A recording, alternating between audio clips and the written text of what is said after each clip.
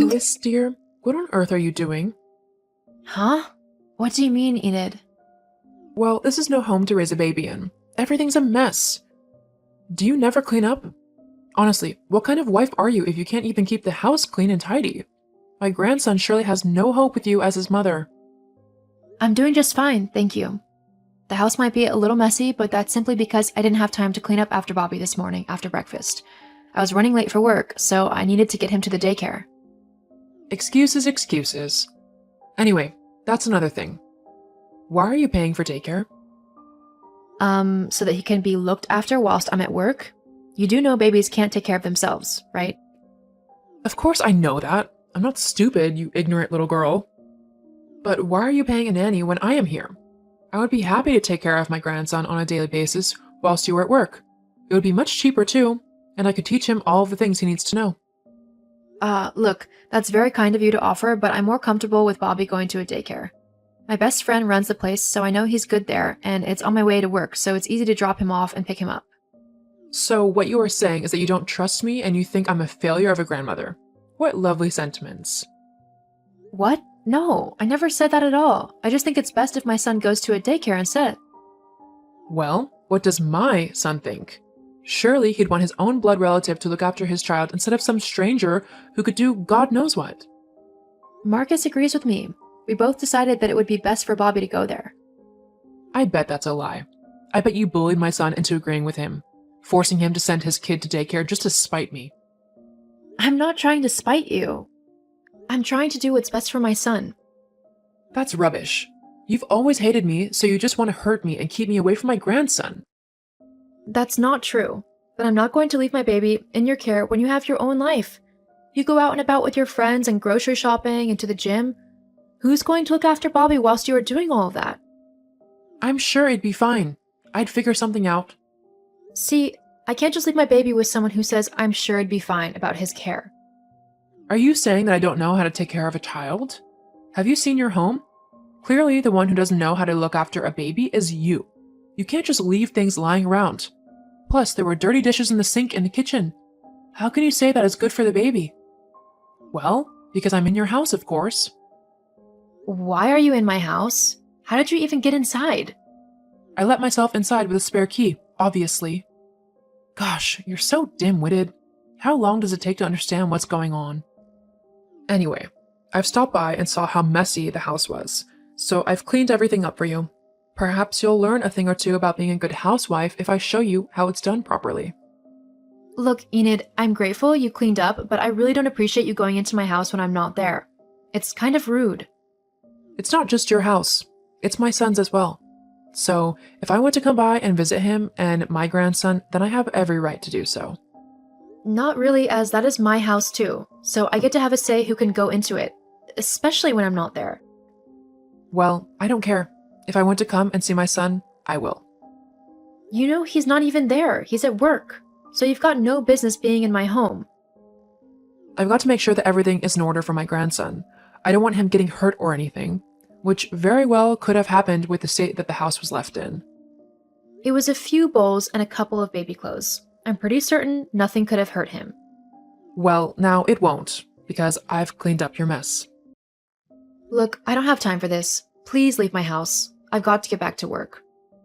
I truly worry for Bobby, having you for a mom. I think he'd be much better off in my care.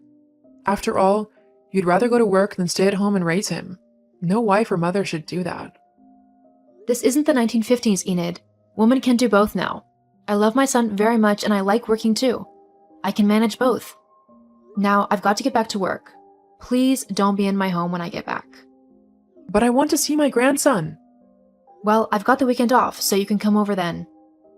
That's days away. I'm afraid that's the best I can do. When Bobby gets home, all he's going to be doing is having his dinner and then going to bed. He's always very tired after daycare, so he won't be in any mood to play with anyone. Ah, fine. But Marcus won't be hearing about how you are treating me. Whatever. I've not even done anything wrong. You're trying to keep my grandson from me. No, I'm not. I'm just setting boundaries. You can't just come over whenever you want. I don't want you waking my son up when he's sleeping. Tell my son about this, though. Okay, I guess I'll see you this weekend then. Hey, Lois, I just finished talking to my mom, and she was quite upset with how you were speaking to her this afternoon. She said you were incredibly rude to her and that you were criticizing her ability to look after her son. That's kind of rude considering she raised me. Are you saying I turned out awful? Whatever she told you, Marcus, really wasn't the truth. So you're calling my mom a liar now? I'm sorry to say this, but she has bent the truth with you. What happened then? Your mom messaged this afternoon claiming that I'm a terrible mother and wife because the house was slightly messy. You know it was a hectic morning today and that we both didn't have time to clean things up. And do you want to know how she knew the house was a bit messy? How? She snuck into our house using her spare key, the one we gave her only for emergencies. But why was she at the house? No one was even there. Precisely. All I said was that I wasn't comfortable with her entering our home when we weren't there, and I also told her that she couldn't see Bobby tonight as he would be tired from daycare, and I didn't want her waking him up. I told her that I was off this weekend so she could come and see him then. But then she started going on about how she should have Bobby during the day and that daycare was a waste of time for him. We both agreed that our son would go to daycare because it was easier for both of us. Jeez, I know my mom can be a bit of a handful, but she really said all that? Yeah, it kind of really got to me. What if I really am a terrible mother to Bobby? What if I'm doing everything wrong? Hey, you're doing perfect as his mother. You don't need to worry about anything. I'll have a talk with my mom and set her straight. She shouldn't be saying those things to you. But you really are a great mother, okay? Thank you, Marcus. Of course. Now hurry home. Me and Bobby are waiting for you. I'll be home soon. I love you. I love you too. You little witch. You've turned my son against me. How could you? I've not done anything, Enid. I only told him the truth of what happened yesterday. That's all. If you don't like how things have turned out, then maybe you need to change your attitude a bit. I'm the one who needs to change your attitude. I think you're the one who needs an attitude adjustment. To turn my own son against me like you did is unforgivable. Next thing I know, you'll be turning my grandson against me too. I wouldn't do that, Enid. It's up to Bobby to determine who he likes or doesn't like. But seeing as he's only a baby at the minute, I'm happy to let you two build a relationship until he's old enough to choose if he wants to continue with it or not. But that doesn't mean that you get to dictate when you see him. Bobby is my son, so you'll have to stick to my rules. We'll see about that. What? What do you mean by that? Enid? I still don't feel comfortable with what your mom was saying last night. She seemed really creepy. It'll be okay. She was just being, well, her. You know how she gets. How's Bobby? Is he feeling any better? Okay. Well, I'll message later to see how you both are doing. Love you. I love you too. Hello, Lois. Hi? So, you know how you were saying that you're not a terrible mother? Yes, I know I'm not. Well, that's not entirely true, is it? What are you on about? A good mother would have noticed that their baby is missing. Huh? Well, I came around earlier and noticed that Bobby had just been left all on his own in the house. Marcus had told me he wasn't feeling very well, so I wanted to check up on him. He wasn't left on his own. I really don't know what you were on about. He was just left in the living room. You were nowhere about. I felt so awful for him that I just had to go in and get him. Bobby and I have been happily walking in the park for the past hour.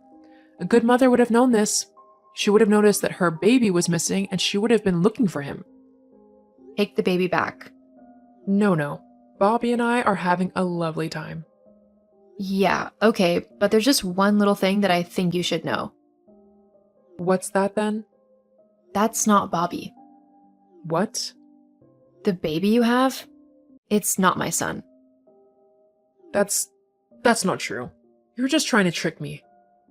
I'm really not. And how would I know that? Because my son is currently lying in my arms fast asleep. I don't know whose baby you have with you, but I suggest you take him back ASAP. Otherwise, you could be charged with kidnapping. But this is just an honest mistake. I'm sure if I explain it to the woman, we'll just have a laugh about all this. I doubt it. You stole a baby. If I were that mother, I'd have you charged for kidnapping immediately. Just to let you know that if you ever try to do that with Bobby. Oh God, oh no, what should I do? Well, you should take the baby back to his mom. Then pray that she doesn't call the police on you, if she hasn't already. Lois, I need you to help me. You can come and get the baby and take it back to the woman. She'll go easier on you because you've got a baby too. No way. I'm not getting involved in your mess. You're going to have to sort this out yourself. Lois, as your mother-in-law, I demand you to help me. No, you're in this mess because you wanted to take my baby. I told you that if you wanted to see him, it would be on my terms, and you ignored that. If you think that I'm going to let you anywhere near my child in the foreseeable future, you've got another thing coming. Oh, you're the worst daughter-in-law ever. In the end, Enid took the baby back to his mom.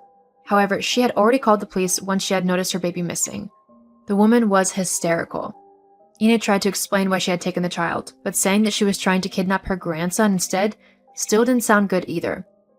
Enid was taken to court for her crime and given a fine and a restraining order.